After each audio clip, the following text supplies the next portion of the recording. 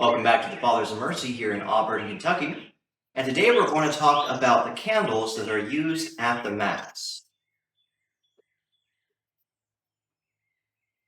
Now, did you know that the candles on the altar for the Mass, they're supposed to be made out of at least 51% beeswax. So the majority of the candle is supposed to be made out of beeswax and not synthetic wax or petroleum gels that a lot of candles today are made out of. So this is why it's a minimum of 51% or more.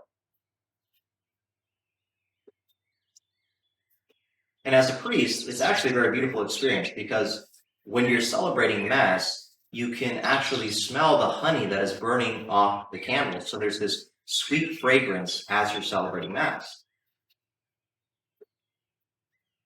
But there's actually a very deep spiritual and theological reason behind it as well. Because the wax that is made from bees, it has a sense of purity about it. Because all of the worker bees are virgins. And on top of this, the worker bees sacrifice their entire lives. Their entire life is spent working for the good of another, the good of the hive.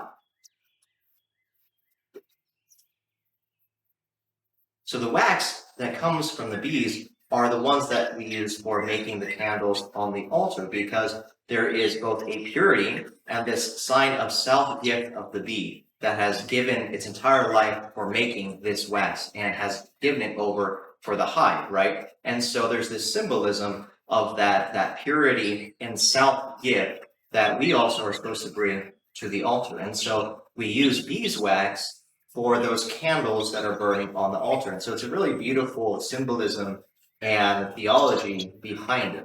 It's kind of, an historical tradition, but it's something that plays a very important part in the liturgy as the symbolism of that purity and self-gift of the bees that is brought to the altar in order to make the wax of the candle. So hopefully that gives us a deeper love for the small subtleties in the liturgy of the Mass.